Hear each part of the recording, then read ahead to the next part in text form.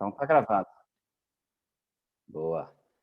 Então, vamos lá, turma, começar, Então, antes de mais nada, agradecer, né, a confiança de vocês e da Rossana, para a gente dar sequência nessa nossa trabalho a respeito do TCC, né? Na primeira aula, nós falamos sobre como pesquisar o artigo científico. Na segunda, nós já comentamos sobre como ler, interpretar, questionar e até mesmo escrever um artigo científico. E agora a gente vai falar basicamente da ética e integridade na pesquisa. E no finalzinho tem um videozinho onde é que nós vamos publicar o nosso artigo.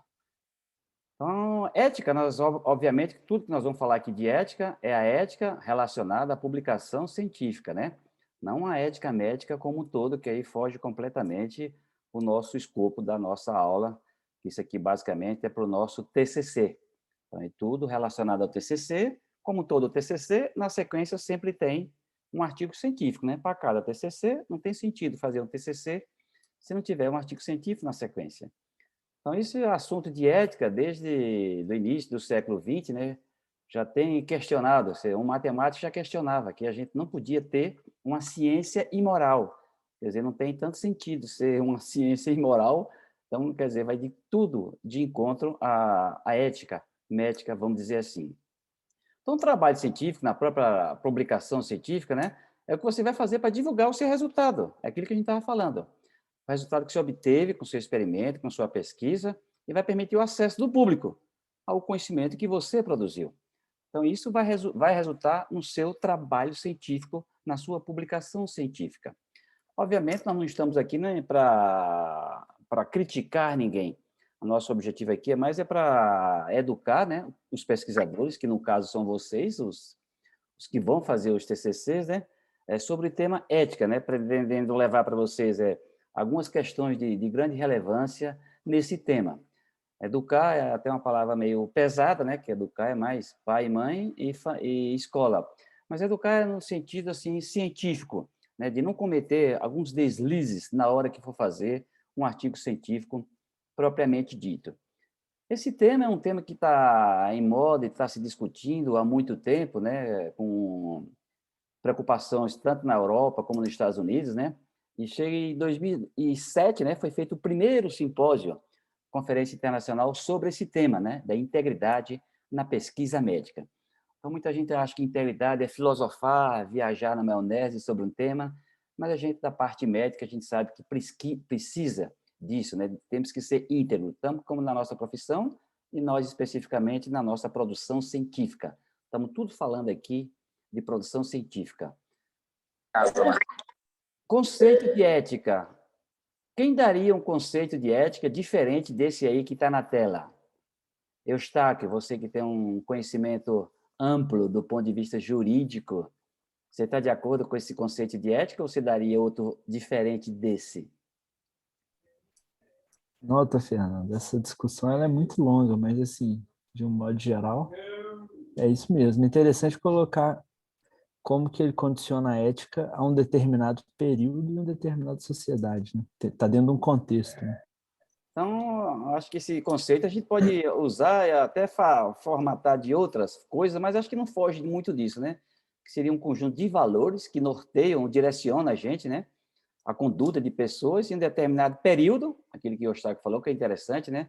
O que era ético na década de 50 possa ser que não seja mais hoje, ou vice-versa, em determinada sociedade. Você vê o Talibã, os caras cortam a mão de quem é ladrão, pendura em guindaste quem é sequestrador. Isso é ético? Então, é isso que eu falo, sociedade e o tempo. Mas a ética, nós vamos falar aqui, é ética de publicação, né? Você vê que outro conceito de ética também pode ser usado, né? Que seria um conjunto de diretrizes e reflexões sobre as relações humanas e o modo de ser e de pensar. Nós, obviamente, seres humanos. Aí já é um conceito mais filosófico, mas não deixa de ser também um conceito que a gente poderia trazer para o nosso dia a dia. Junto com as éticas, tem que ter a idoneidade do trabalho. O que é um trabalho idôneo? É um trabalho que foi avaliado pelo rigor na sua execução, do experimento ou na sua pesquisa, né? No Biocó é mais a pesquisa, que a gente não tem tanto experimento prático, tipo laboratório, vamos dizer assim, nos nossos TCC, além de fazer a clareza da honestidade na exploração dos resultados. Você vê que já tem algumas palavras muito fortes, né? Clareza e honestidade. Isso é que corresponde à idoneidade do seu trabalho científico. Então, a gente sabe que, do ponto de vista científico, no país, né, começou com os órgãos governamentais, a FAPESP, né, de São Paulo, depois o CNPq, e órgãos internacionais já se preocupando com esse tema de ética e integridade na pesquisa científica. Quem me daria algum exemplo de uma má conduta ética? Lívia, da pediatria. Uma má conduta em publicação? Isso, nós estamos falando aqui só de publicação, esqueça a ética médica de um geral. Estamos falando aqui de trabalho científico. Não pedir autorização na pediatria do responsável, né? Para usar os dados Isso, Eustáquio, dele. Eu acho que é o principal exemplo, né? Usar direitos de imagem ou de informações do paciente sem ele ter. E da instituição também, né? Renan.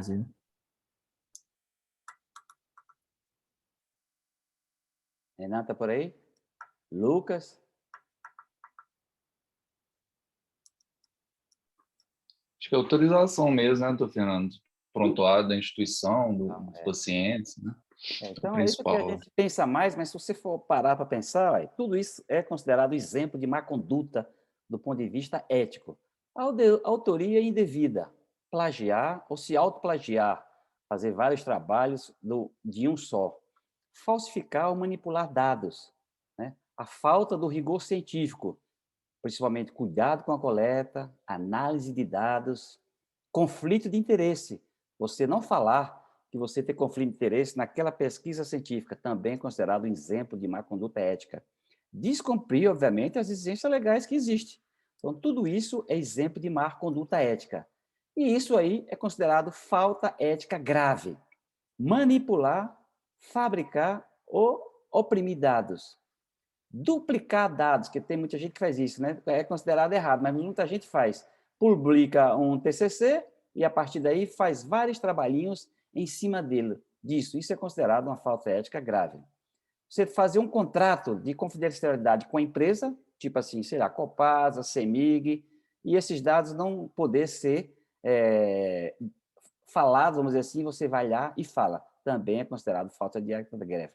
Aqui vocês falaram, publicar sem consentimento, omitir outros autores, é uma falta grave, plagiar e publicar dados confidenciais. Então, tudo isso é considerado uma falta grave ética.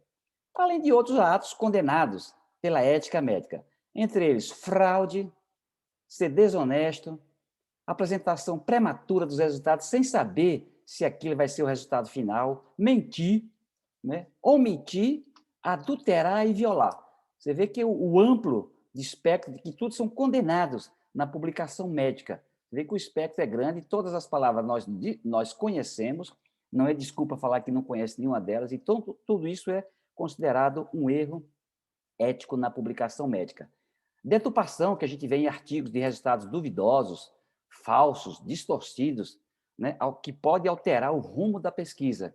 Então, tudo isso é considerado erro ético grave. Além disso, é super interessante saber, na hora que você for fazer um artigo científico, o coautor tem que estar sabendo que ele está naquele artigo científico. Porque, às vezes, a revista recebe o artigo científico e, do nada, recebe uma carta do coautor falando que não está sabendo que aquele artigo científico tem o nome dele. Então, toda pessoa que for ser um coautor tem que estar sabendo que seu nome está naquele trabalho científico. Lembrando que todos os trabalhos submetidos são de total responsabilidade dos autores. Ninguém mais do que os autores são responsáveis pelo aquele trabalho científico de todas as suas instâncias, vamos dizer assim, médicos legais. Isso aqui desde a década, do final da Segunda Guerra Mundial, né, que já começaram as bases para todos os códigos de ética. O Código de Nuremberg, né, no final da Segunda Guerra Mundial, e a Declaração de Helsinki de 64 foram as duas bases, né, para todos os códigos de ética que existem hoje no mundo, vamos dizer assim. Alguns questionamentos a gente pode fazer hoje. Será que hoje nós somos menos éticos e menos íntegros? Quais os valores que a gente está acoplado à nossa publicação científica? O que é mais importante? Vigiar punir, prevenir ou transformar? E outra pergunta que fala, onde é que nós estamos do ponto de vista ético e onde é que nós queremos ir? Então, esses são alguns questionamentos que a gente tem que pensar hoje no nosso dia acadêmico, se é que nós podemos pensar assim. Será que nós somos menos éticos e íntegros atualmente? Aquilo que o Eustáquio falou, a periodicidade, né? O tempo hoje em dia faz com que as pessoas sejam menos éticas e íntegras? É um questionamento que eu acredito que sim, que não, né? Mas se você parar para pensar, o plágio sempre existiu, que é uma falta muito grave. Mas na época, ele não era tão considerado um crime ou uma falta imperdoável. Ele era aceitável, vamos dizer assim, plagiar alguém.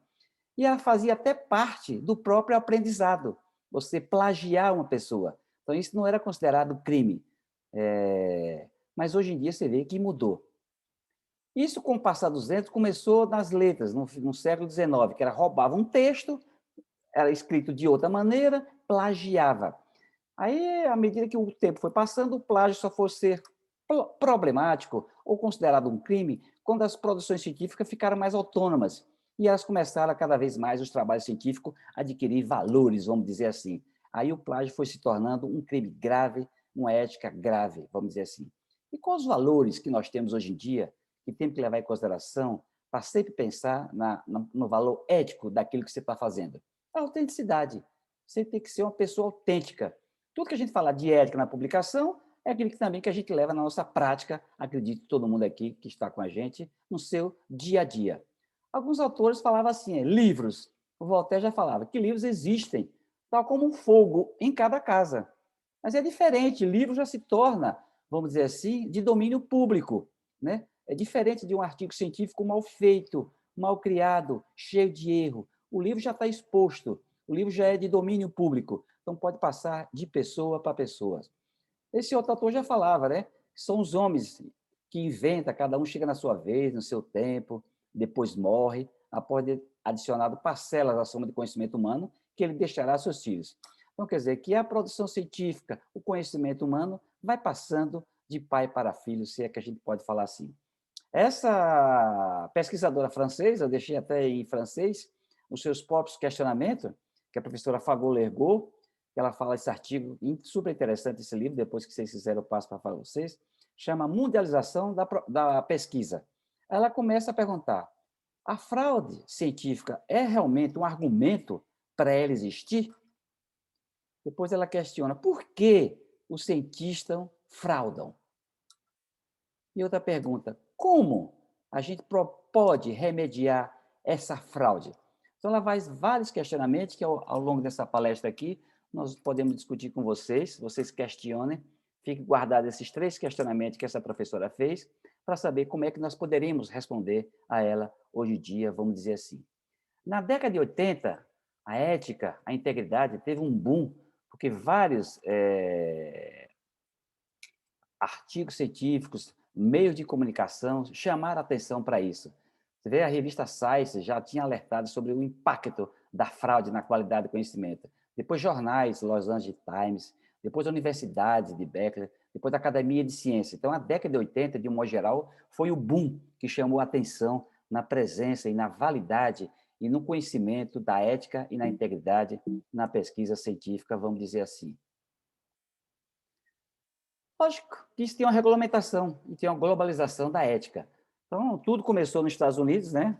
São, entre aspas, muito certinho, vamos dizer assim, depois passou para a Europa, e a partir daí começou a ter conferências mundiais, que começou em 2007, igual eu já tinha falado previamente, e ela existe de 2 em 2 anos agora, que são as conferências mundial de ética e integridade na pesquisa científica. A última foi em 2017. Quem sabe me falar a diferença entre ética e integridade? Eustáquio.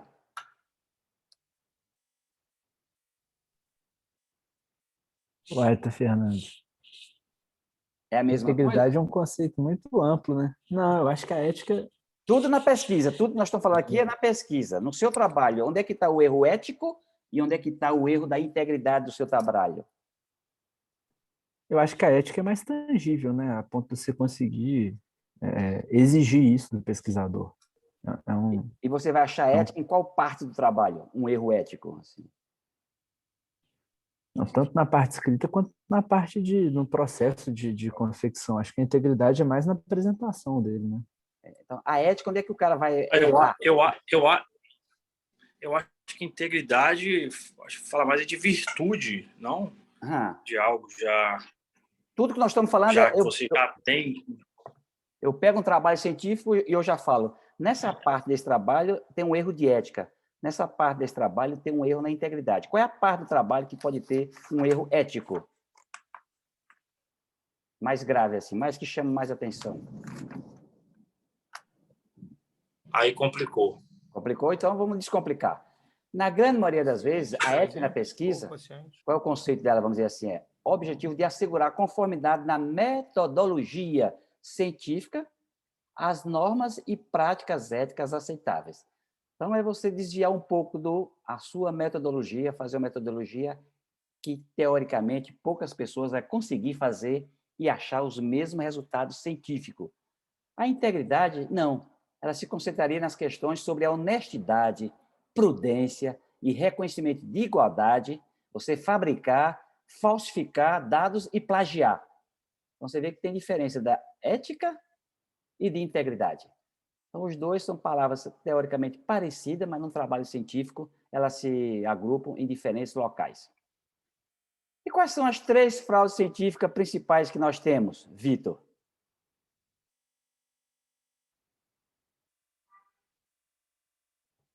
Alguém pode ajudar ele? Como é que é, doutor? Eu falei aqui, mas é porque o áudio estava Desculpa, desligado. pode falar, Vitor. Eu não entendi a pergunta direito, não. Como Quais é que os é? principais fraudes científicas que a gente tem? Vou dar até uma dica a você aí. 3 palavrinhas. Plágio. Ó, plágio, você já achou um, que é a letra P, e as 2 letras. Lívia?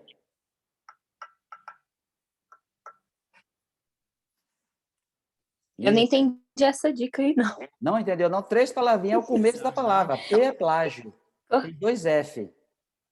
Ah, P de pato, desculpa. P de plágio, plágio. Então, vamos lá. Plágio é a última palavra. Isso. Falta 2, com a letra F. Falcatrua. Falcatrua foi ótima. E a outra? Vamos dizer que falcatrua existe. E a outra? Falcatrua é uma fraude, né? Então, falsificar. Falsificar dados. Falsidade. Falsificar dados. Falta o outro F.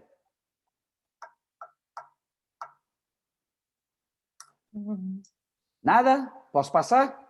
Vocês vão Eu saber. acho que podia ter um ódio de omitir também, porque nada me tira da cabeça que É omissão. boa parte Vamos ver se desses alguma trabalhos palavra não encaixa. omite. Então, na verdade, FSP significa fabricar, falsificar e plagiar.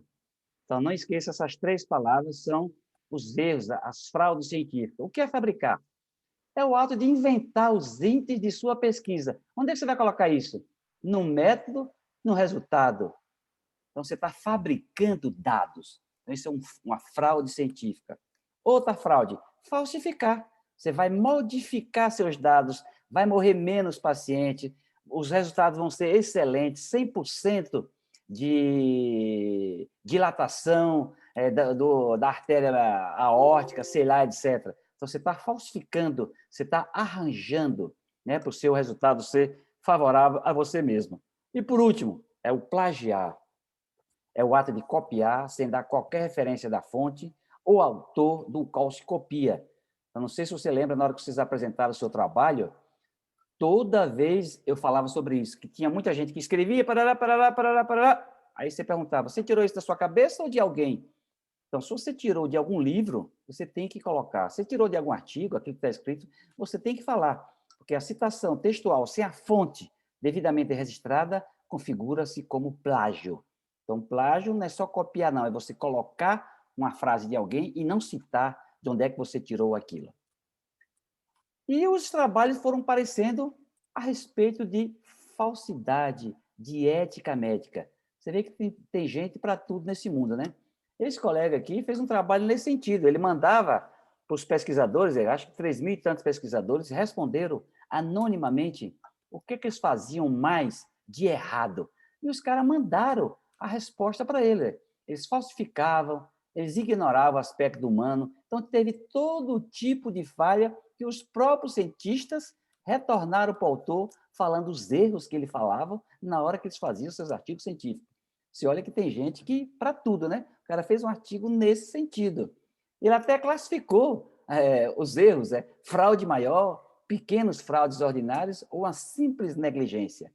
Então, é um jeito de você diminuir o seu erro, classificando ele em menor conduta, vamos dizer assim. Então, ele falou que os achados que ele teve no trabalho sugere e confirmava que os autores falsificavam, fabricavam e plagiavam. Não era impressionante um negócio desse? Ele falava que a falta de ética médica estava entrando no trabalho de todos os cientistas e que isso era preocupante. Esse trabalho também é super interessante. O cara perguntou ao cientista de faculdade se eles já conversaram com algum colega que tinha feito algum erro ético durante a apresentação do trabalho científico. Se eles fizeram alguma coisa sabendo que aquele cientista estava errando. O que você acha que deu a resposta, Eustáquio?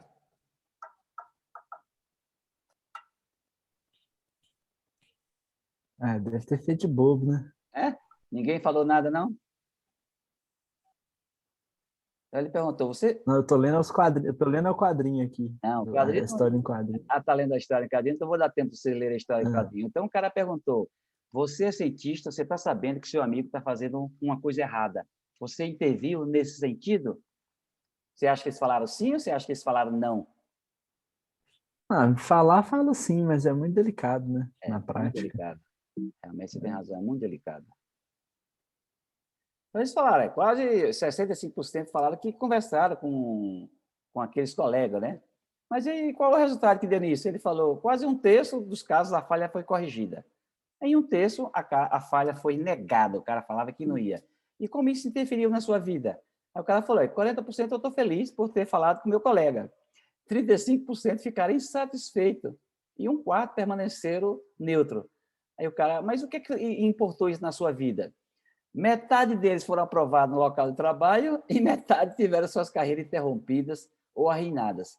Você vê, o cara foi ético e metade deles teve um comprometimento no seu trabalho. Aí, será que eles faziam tudo de novo? É difícil você ver, mas foi uma pesquisa científica.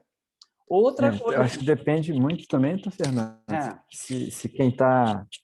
Se o colega a ser questionado é o autor principal ou não também, né? É difícil também, né? Ainda tem esse viés, né? O cara fica com medo de falar. Isso foi no ambiente universitário, você vê, os caras, aqueles que falam que todo mundo mente e tal, então criaram tipo um grupinho, vamos dizer assim, aí metade deles tiveram as suas carreiras arruinadas. Você vê, o cara foi ser ético e a turma foi antiética com ele e ele perdeu o trabalho. Então, falar de ética realmente é um negócio, você fica pisando em ovos, vamos dizer assim, né? E os trabalhos se sucedem, né? Esse aqui fez uma pesquisa grande de todos os erros, né? De ética, que poderia ter nos trabalhos científicos. Qual você acha que foi o mais comum, Lucas?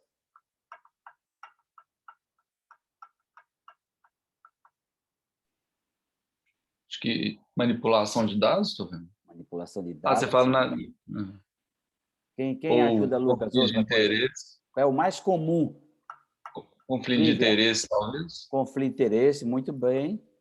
Lívia, o que você acha? Renan, o que ele achou? Olha, 14 mil, quase 15 mil artigos.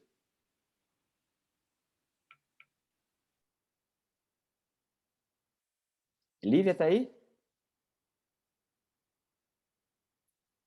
Eustáquio?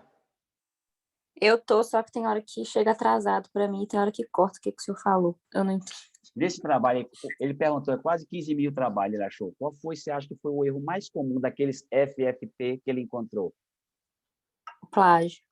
Plágio, né? Todo mundo está de acordo? Eu acho que é fabricação e falsificação. Vamos ver. Acho que é plágio também. Olha só onde é porque eu li no acho que o Eustáquio leu, né? O Eustáquio leu. É sacanagem. Falsificar ganhou de todos, tá vendo? Fabricar foi o segundo. Consentimento informado. Acho que foi a Lívia que falou desde o começo, né? Tá vendo? Foi o terceiro. A segurança do paciente e o plágio foi o 1, 2, 3, 4, quinto. Conflito de interesse foi o sexto. Então, você vê que realmente falsificar dados foi o erro ético mais comum nos trabalhos científicos que esse colega encontrou.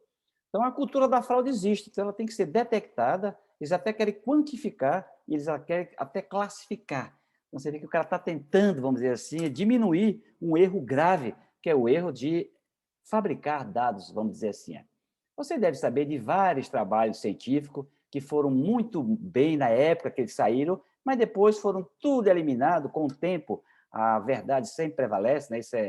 Isso é clássico. Esse carinha aqui falou que tinha uma ligação grave entre o autismo e a vacina contra o sarampo, cachumba. Isso aí você sabe disso, né, Lívia? Lívia deve saber. Sim. Tá vendo? Então, foi um boom na época, né? Aí depois, na revista Nature, falou, tudo errado, não tem nada a ver, nada a ver. Aqui, o médico, conduta médica, saiu na revista Nature. Então, um erro médico, um erro grave, vai ser descoberto. Não tem como. Se a revista for séria, vai ser descoberto. Esse aqui é aquele que todo mundo sabe. Nossa, coreano, isso né? fortaleceu muito o movimento anti-vacina. Foi um terror. Isso aí foi uma confusão doida, né? Vale a pena vacinar ou não? Você vê, o cara colocou isso. Voltou até a aparecer, né? A gente nem via mais bater, sarampo e apareciam uns casos por aí. Um autor fez essa confusão toda. Depois ficou sabendo que ele tinha ligação com vacina, etc. Então, o negócio foi meio confuso. Mas saiu na Nature, ele foi obrigado. Mal conduta médica, mal conduta médica. Esse aqui todo mundo sabe, aquele coreano, né? Que falava que ia clonar ser humano. Foi na época, saiu na revista de top do mundo, 2004, 2005. Depois todo mundo falou que ele fabricou os dados. Ele fabricou os dados, ele perdeu o cargo, né? E depois a Science foi obrigada a se retratar no editorial, que é grave, né? Editorial, geralmente, você dá uma opinião sobre uma coisa. E ele se retratou com esse erro grave que o cara teve, aquele coreano que queria clonar a gente. Esse aqui foi outro boa também. O cara falou que as torres de celulares emitiam ondas e ia causar alteração do DNA, ia causar câncer.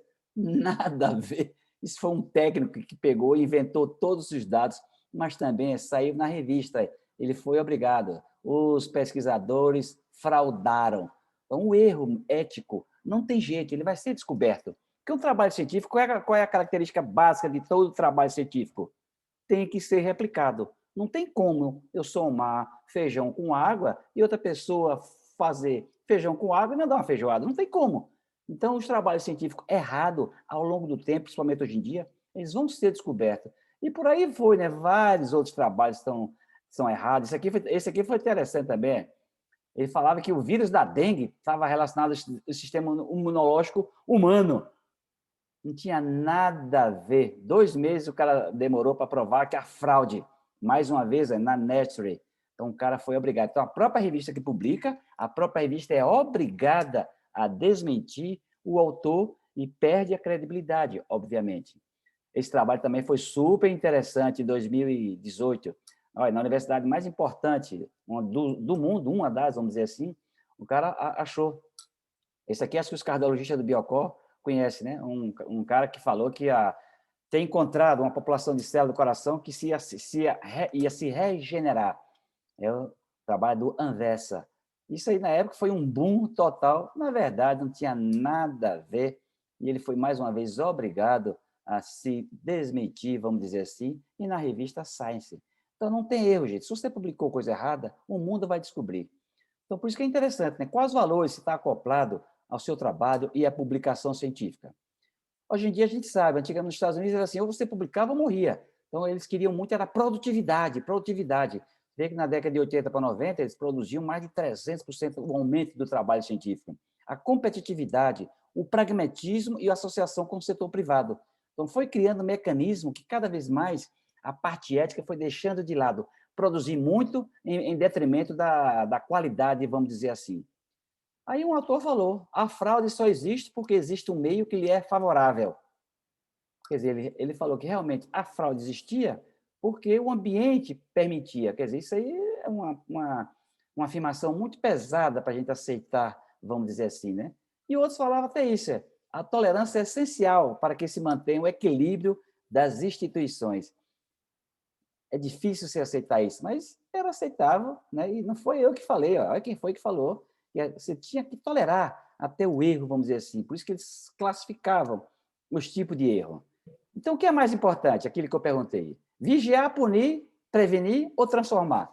Então, nós, como formadores de opiniões, nós temos que educar, transformar, né? Vigiar, punir, não vale a pena. Então, você tem que prevenir, é nossa melhor meio, vamos dizer assim. Tem alguns dispositivos para coibir. Isso todo mundo já sabe. São os comitês de integridade, os dossiês de integridade, os códigos de ética, conduta e até câmara de integridade. Então, nós temos mecanismos legais que podem interferir nesse sentido. E o pior de tudo, Eustáquio, essa frase, você está de acordo? Eu estou de acordo porque é muito difícil provar. É muito difícil, né? Principalmente a fraude de fabricação. E tem pena para isso? Cara, em teoria tem, né? Entra nos crimes contra a fé pública e tudo mais, porque... Mas o cara falou, tá vendo? Nem o direito civil, nem o Código Penal pode resolver o caso da fraude acadêmica. Então, você vê, se nenhum direito resolve... Esses estudos que você custa juntar... Mas ético ou civil, Taquinho? Não, em teoria, se você... Até direito penal mesmo. Se você está fazendo... se você está inventando coisa, inclusive com a possibilidade disso ter um impacto em direitos inalienáveis, como a saúde, porque se você sai publicando pesquisa com informação falsa na área da medicina, isso tem consequências importantes. Então, até o direito penal poderia intervir. O problema é você provar isso. Isso o cara falou em 2012, Eustáquio. Então, de lá para cá, deve ter mudado o código nesse sentido, né? Então, a gente era muito leniente, vamos dizer assim, com relação à ética e integridade na pesquisa científica. Então, qual seria a solução? O doutor Fernando... Pode falar. Mas tem a situação também, às vezes, nessa questão penal, se for olhar direitinho, tem a questão, às vezes, da pessoa produzir um trabalho no intuito de estar... a pessoa, às vezes, vai produzir um trabalho no intuito de produzir resultados positivos, às vezes o cara não sabe escrever o trabalho, sei lá, vou te dar um exemplo. Por exemplo, nesse trabalho que você mostrou anteriormente sobre a regeneração de células miocárdicas, e o doente pegar e o trabalho, assim, não é que houve má fé do pesquisador, não sei, às vezes um erro na forma de pesquisa dele mesmo, e ele produziu um conhecimento, às vezes, falso. Só não que sei, também ele arrecadou milhões de dólares, né? O cara ficou trilionário com isso, a desvantagem é essa. Trilionário. Aí, na hora que os outros compraram a ideia dele, vou fazer no meu laboratório, não dava certo. Então, não deu certo. 30 mil não deu certo, tem algum trem errado. Nós tivemos um colega, até falar isso, um neurocirurgião, ele publicou na Journal of Neurosurgery, melhores trabalhos do mundo de trauma craniano.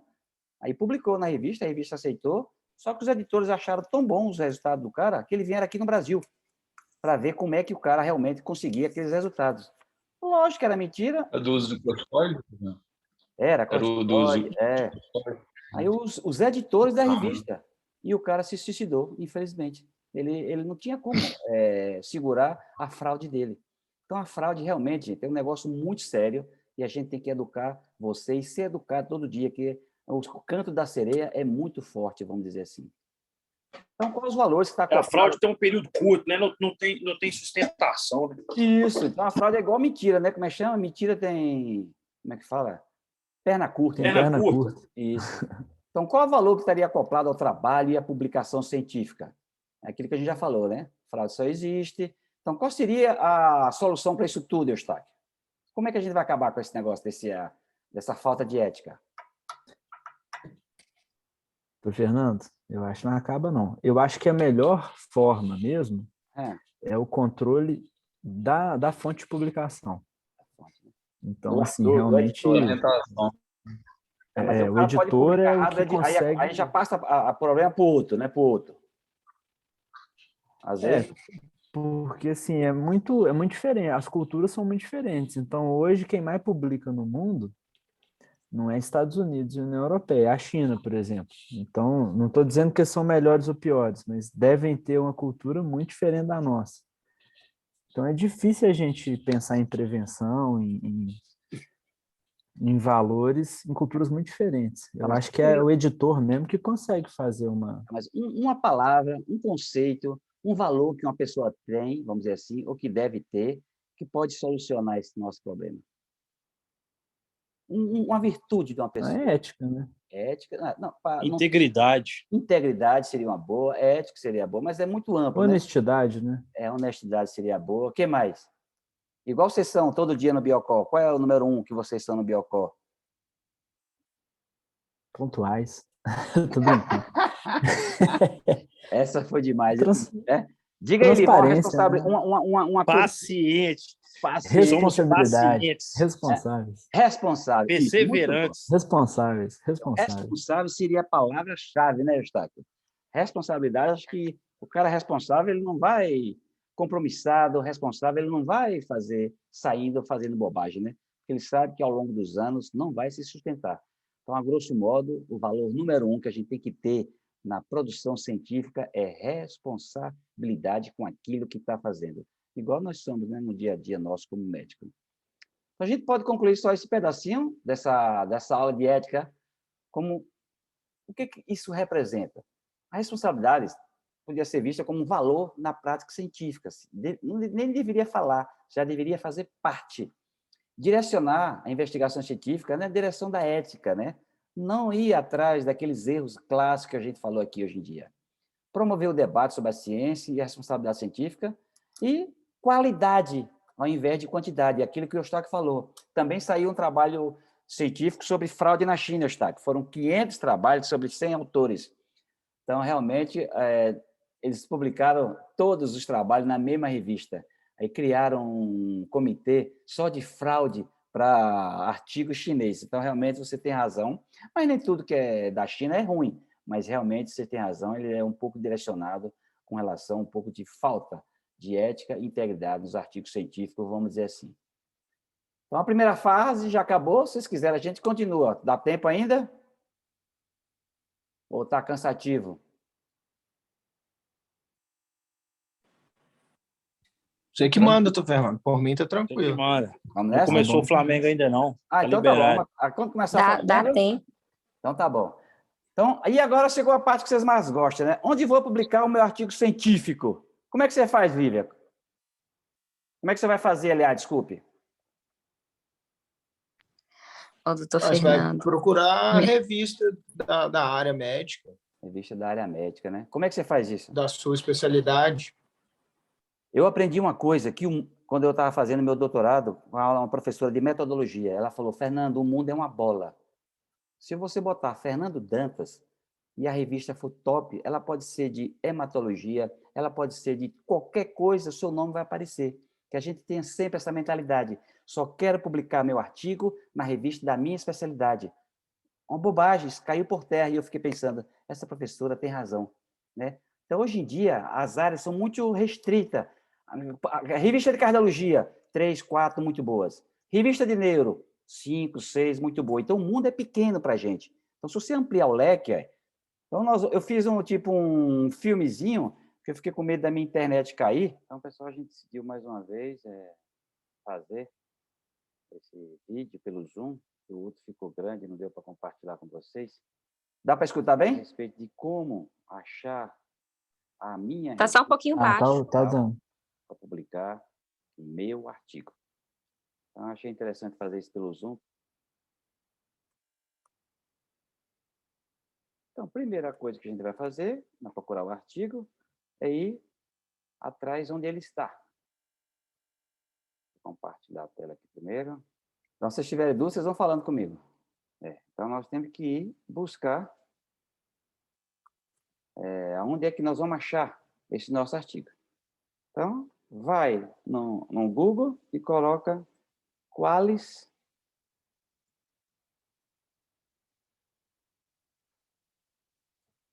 clica só para você ver e aparece aqui, Qualis periódico. Vocês fazem isso? Ou plataforma Sucupira.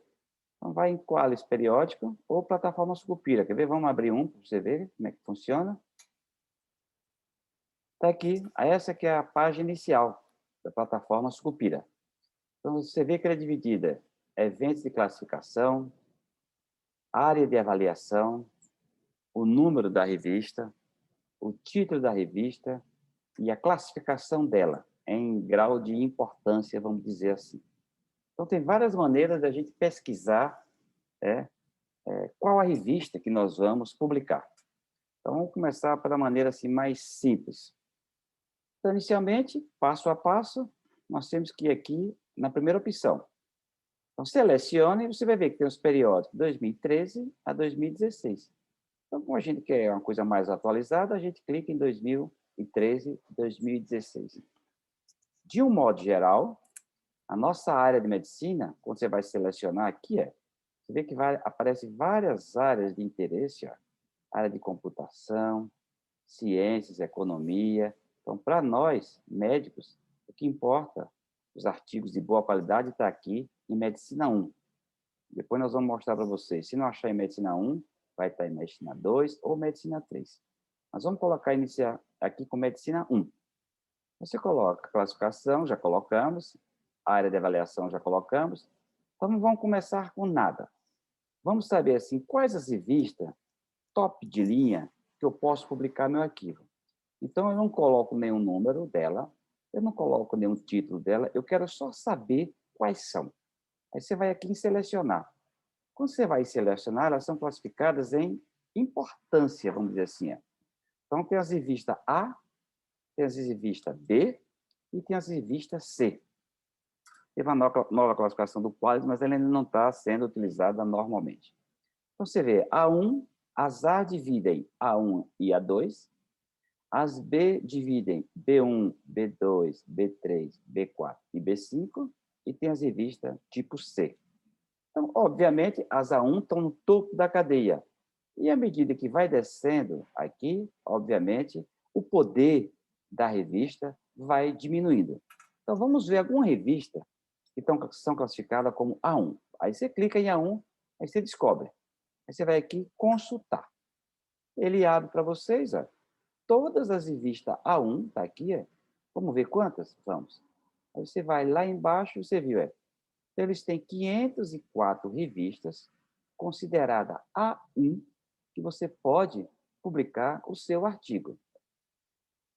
Lembrando que a revista A1 é tipo assim, New England, JAMA, então são revistas de alto poder de impacto, né? São revistas de difícil acesso para a gente publicar. Hoje em dia estão sendo muitos trabalhos de pesquisa, mas não custa nada tentar, se você achar que seu trabalho cabe em alguma revista dessas, tá vendo? Então, você procura, aqui está um número inicial de revista, número de 50, você vai para a próxima, eles vão aparecendo, tá vendo? Tem vários títulos que você pode publicar o seu trabalho numa classificação. Aí você vai pesquisando a que você quer, tá vendo? O que você quer, Vamos ver a New England, onde é que ela está? A New England deve estar... Aqui é JAMA, tá vendo? É JAMA. Tá vendo? São essas revistas, em Medicina 1, são consideradas A1, que são as revistas top de linha. Então, você tem que ter um excelente trabalho para você tentar publicar nessas revistas. Então, são as melhores revistas, são as melhores revistas que você pode achar. Então, vamos supor que você quer publicar em alguma revista dessa. Vamos procurar aqui, para ver se a gente acha o New England.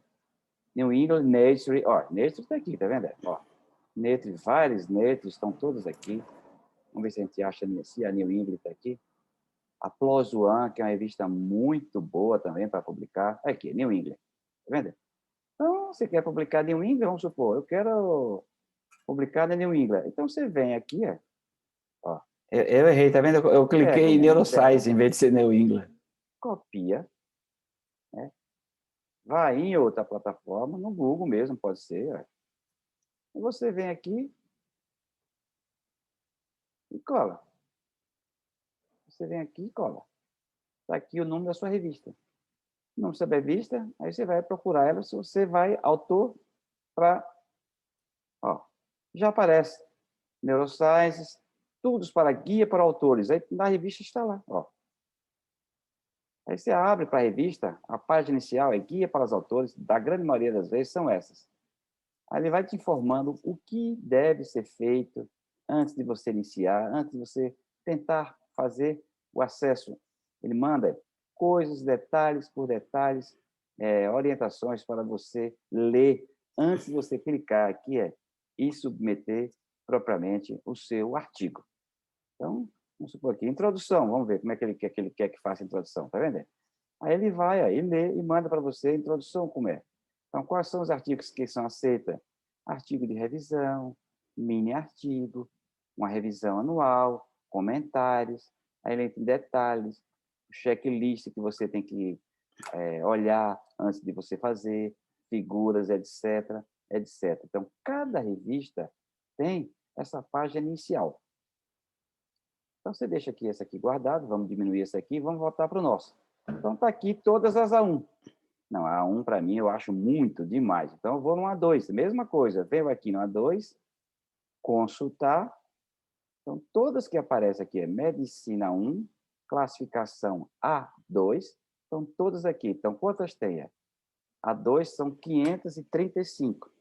Então, nós já temos 504 A1, 535 A2. É o mesmo esquema, é em ordem alfabética. Em ordem alfabética. Mas, se vocês quiserem procurar todos, vocês vão e procuram um por um a página, tá vendo? Um por um a página, a mesma coisa. Às vezes, você já conhece as revistas, às vezes tem várias revistas que a gente acha que não são tão interessantes, mas o mundo hoje é uma bola. Você publicou em qualquer uma dessas, mesmo que ela não seja tão conhecida, na hora que a pessoa clicar no nome do seu artigo, vai aparecer. Então, 535 revistas para você publicar o seu artigo, uma A2. Então, vamos voltar aqui novamente. Então, vamos descer. Ó. É só você clicar e você vai ver. Não, eu estou achando que esse artigo é muito, entre aspas, não tão importante. Aí você vai descendo. B1, B2, B3, B4, B5. Então, cada uma dessas é B1. Então, vamos começar com a B1. Vai consultar. Mesma coisa. Consultas B1. Olha quantas B1 que nós temos. Ó. 950 B1. 950 B1. Você vai olhar uma por uma, às vezes você já conhece alguma dessas. Você vai passando, ó, próxima. A mesma coisa que você faz, copia, cola e vê o que é que a revista pede para você fazer. Para você fazer. B1 está aqui, 950. Vamos olhar quantos tem no total? Então, vamos partir agora para B2. B2, consultar, a mesma coisa. Então, B2 já tem 1.163 revistas. B2, mesmo esquema, os números dela iguaizinhos. Então, vamos olhar B3, só para saber quantas revistas nós temos na nossa mão para publicar. Então, tudo é Medicina 1, B3, todas estão aqui. Então, são 480 revistas B3. Mesmo esquema, mesmo esquema. Vai olhando uma por uma. Você vai achar que era interessante. Pega alguma dessas, pega os últimos artigos da revista, dá para dar uma lidinha, ver se é compatível com o seu. Ó, várias revistas B1, desculpa, B3. Vamos olhar B4. B4. Vamos olhar quantas revistas B4 nós temos? Você vai aqui embaixo. 379 revistas B4. Mesmo esquema. Então, vamos acabar com todas? Vamos. A B4 está aqui, B5 está aqui. Consultar, mesma coisa. Mesma coisa aí. Você vê que já aparece revista nacional, Acta, mesma coisa. Olha, quantas revistas? 240 revistas B5. Mesma coisa. Vamos agora para C. Consultar a revista C, Medicina 1. Todas elas aqui, Ó, todas elas estão aqui para você olhar. 930 revistas consideradas C. Você vê? Então, o leque está aqui. Então, agora vamos supor que você... Aí você escolhe qualquer uma dessas e vai lá e vê se ela é compatível com o seu artigo. Agora, vamos supor que você já conhece a revista e você quer saber o impacto dela. Então, vamos colocar isso aqui, por exemplo. Essa aqui é uma interdisciplinar neurocirurgia. Aí, se você já sabe o nome dela, você tem que apagar a classificação, que você quer descobrir qual é a revista sua, Medicina 1. Você tem que tirar isso aqui, né? A classificação, e você vai procurar. Essa revista é boa? Vamos consultar. Você vai, consulta, não apareceu nada. Então, ela não está classificada nos periódicos da CAPES. Está vendo? Ela não está classificada nos periódicos da CAPES. Você volta para cá. Ela não tem classificação. Você viu? Quando eu clico aqui e não coloco nada, olha o que aparece lá em cima. Campo selecionado deve ser preenchido obrigatoriamente. Então, eu desclico, vamos dizer assim, e vou consultar. Então, ela fala, não existe dados cadastrais para essa pesquisa. Então, essa revista não está cadastrada para isso. Vamos olhar. Aí você vai uma que já é conhecida, que todo mundo já sabe. Vamos colocar JAMA. Eu coloco JAMA aqui, já aparece. Então, tem várias JAMAs, ó. Várias JAMAs. Todas elas, ó, eu já sei. Todas elas são Medicina 1, A JAMA Cardiology, ela já vai, C. A JAMA de Chicago, ela já é uma A1. A JAMA Dermatology, ela já é uma A2, tá vendo? Nem todas as JAMAs, ó, são A1. Tem uma JAMA que é C. JAMA Pediatria do Rio de Janeiro. Olha, talvez seja uma revista interessante. Aí você vai